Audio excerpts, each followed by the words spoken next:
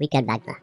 Unlike his horrible neckbeard and his equally worse personality, his contributions he made to the Western musical canon cannot be ridiculed. If one wants to understand the influence his brassy-sounding leitmotifs has had on contemporary composers, they need not look further than a plethora of existing superhero movies. He is arguably the most influential composer of the 19th century, pioneering the way for chromaticism and atonality.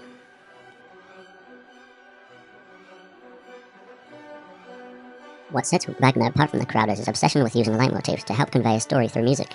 A leitmotif, in general, is a way of musically representing a person, item, or abstract idea.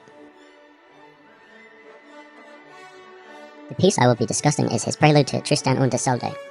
The opera premises around themes of longing, unquenchable desire, death, and the misery of love. These themes are promoted through leitmotifs, which will be shown in the annotated score. To be effective, leitmotifs are repeated numerous times throughout any work. This allows a listener to gain familiarity to the material, establishing an emotional connection from the listener via the release of the neurotransmitter dopamine. This dopamine innervation expresses neurons which modulate cognitive capacities such as awareness, mood change, and most importantly, pleasure. What should be the complete opposite to a pleasuring dopamine rush of a leitmotif would be a climax. A climax is typically loud, rhythmically, and harmonically dense, all unaccustomed to the ear. It is ingrained in us through the process of natural selection that when we hear predator, or in this case a loud threatening soundscape, a fight-or-flight response is induced. In short, a fight-or-flight response relates to the stimulation of the sympathetic division of the nervous system, secreting adrenaline. Goosebumps are one example of a fight-or-flight response. Wagner merges the dopamine-releasing leitmotifs with the adrenaline-stimulating climaxes, and by doing so creates a complex emotional experience from the listener which relates to the themes of his opera. Although many composers concoct a climax by combining all too familiar ideas with unacquainted orchestration, Wagner's fanatical approach of allocating this climax in relation to the themes most prevalent in his opera allows the climax to serve a multitude of purposes in different mannerisms, whether it be visually, seeing the animated movements of players performing the piece relating to the idea of longing, or orally with the expressive dynamic character representing the sexual climax, which serves towards the notion of unquenchable desire, or the motivic content containing all established motifs relating to ideas surrounding the yin and yang of love and death. Wagner's piece contains a multitude of climaxes in a wave-like manner, each serving towards his notion of music reflecting story. In the case of his prelude, the climaxes are sexual in nature, symbolizing the inseparable yearning and lust of lovers. The fleeting nature of the material represents the temporariness of human life, impossible to maintain forever, working in conjunction with the Tristan chord to foreshadow the death of Tristan und Isolde as a metaphor of death doing them apart. Now, without further ado, here is the piece.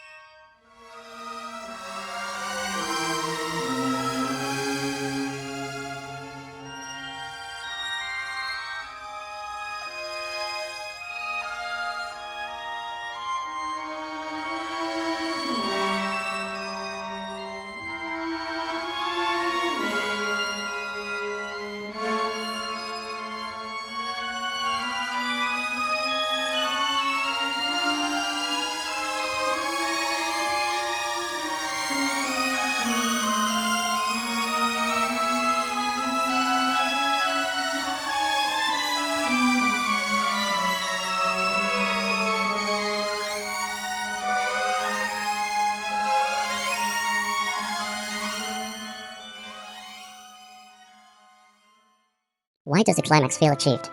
To To answer this question, it is important to discuss how not to analyze the climax. Firstly, discussing tonal harmonic elements of the prelude being related to the piece's climax would prove to be irrelevant. Many theorists believe the prelude to be in the key of A major, no thanks in part to Wagner composing a version ending on a tonic A major. However, as mentioned by L. Bundy Bernstein, this inflates the harmonic importance of this chord out of proportion. In other words, the piece is harmonically ambiguous, and hence, looking at how the climax is achieved with a perspective on total harmony proves to be useless. Secondly, mentioning how bar count influences climax is incorrect. In his analysis of Wagner's prelude, Lorenz notes the importance of bar count in terms of leading to a climax. He states, the work's immensely exciting effect can be explained only by this fabulous symmetry, which juxtaposed against the entirely different conveyed dynamic process, translates a dramatic conflict into a purely musical event. Despite his valiant effort to justify such a bold claim, his measurements are too proximate and inconsistent as mentioned in Robert P. Morgan's circular form in the Tristan Prelude. I hence will not be discussing how the climax is achieved in relation to bar count. The range of complex emotions, from longing of love, or grief as aptly titled by Ernest Newman, to the longing of death, captured all in the prelude, act as a harmonic map from which the opera can be constructed. The way each motif moves the next sequentially tells the story of longing and agony faced by Tristan and Isolde. As Newman describes Wagner mentioning the construction of this prelude, the prelude was conceived as one long succession of linked phrases, in which that insatiable longing swells forth from the first timid disavowal to sweetest protection.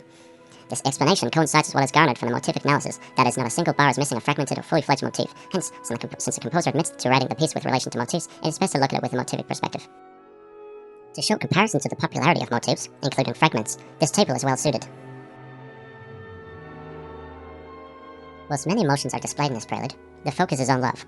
This is reinforced by the data, showing the glance motif, which signifies Tristan and Isolde falling in love as they look at each other, being used approximately 40%. This is more than twice the percentile of any other motif. It can thus be said that if there were to be a main climax in a piece, primarily resolving around the ideas of love, it would be sexual in nature. Wagner does not let down on this front, embracing the idea by having the climax reflect sexual tension. In essence, Wagner establishes familiarity in thematic material, which, once accustomed to, allows for a sense of climax to be achieved reasonably. As previously mentioned, this piece contains many climaxes. These climaxes are established by the increasing intensity of dynamics. However, due to the abundance of dynamic swelling, there must be a way to separate the main climax from the others. I have constructed a table with 4 categories of dynamics relating to the climaxes. The dependent variable is the dynamic marking, with the independent variable, time, being prescribed as short, that being less than 2 bars, or sustained, 2 bars or more. The main climax must be the loudest, most intense section of the piece to better convey itself as a sexual climax. As can be seen with this table, a sustained fortissimo passage only occurs once, hence this must be the climax of the piece.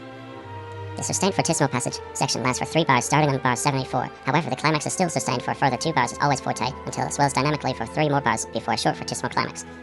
From the start of bar 74 to the last fortissimo appearance in bar 83 makes up the entire climax. Note that identifying the last fortissimo as the climax of the piece disregards the care Wagner put into using motifs contrapuntally for the passage leading up to it.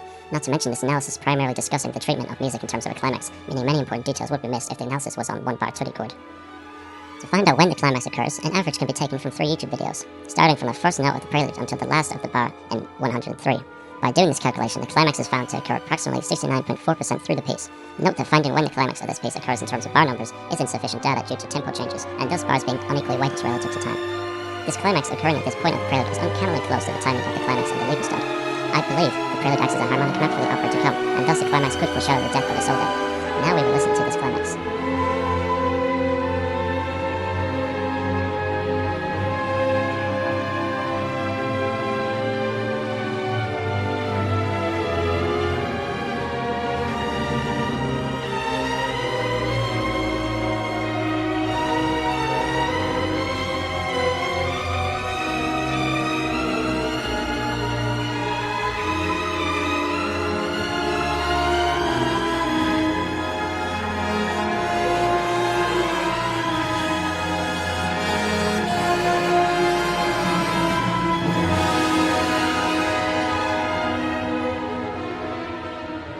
As discussed previously, the glance motif is in the spotlight for the climax. However, there are still 4 other motifs present during the drawn-out climax.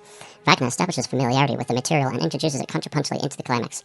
The listener may not be able to decipher the motifs occurring simultaneously, yet on a subconscious level they understand the complexity of the motifs, representing 2 extremes of abstract ideas, love and death, foreshadowed previously being interweaved throughout the dynamically intense passage, hence how the climax feels achieved. In its core, the climax is an accumulation of the previously established motifs which coincide fortissimo contrapuntally in order to expressly foreshadow or summarize the story of Tristan and Isolde, whilst also by occurring in a similar percentile ratio to, linking to the death of Isolde in the Act 3 Liebestod. The similarity of timing of the climax at the end of the opera, or in the Liebestod, and at the start, in the prelude, keeps the story cohesive and thus allows the work to conclude appropriately. The use of the motifs which signify abstract ideas in the climax encapsulates the spectrum of emotions reverberated throughout the opera. The climax can thus also be interpreted as being an overflow of emotions, perhaps sexual nature, flowing from 2 soon-to-be lovers. The climax of the prelude is motivically rich, with 5 motifs, dynamically tense with fortissimo and pianoforte markings, harmonically dissonant and rhythmically static with direction to im tempo bleiben, or stay in the same tempo. Wagner balances the rigidity of rhythm with harmonic madness to create an emotionally intense climax which would be total chaos if it wasn't for the familiarity of the motifs being something for the listener to latch onto. This intensity of the climax is less focused on creating a mood, and more so on establishing an emotional connection for the listener to the motifs which spring up in later acts of the opera. No one can summarize a prelude better than the composer himself. There is henceforth no end to the yearning, longing, rapture and misery of love. World, power, fame, honour, chivalry, loyalty and friendship, scattered like an insubstantial dream, one thing alone left living, longing unquenchable, desire forever renewing itself, craving and languishing, one's soul redemption, death, surcease of being, the sleep that knows no waking.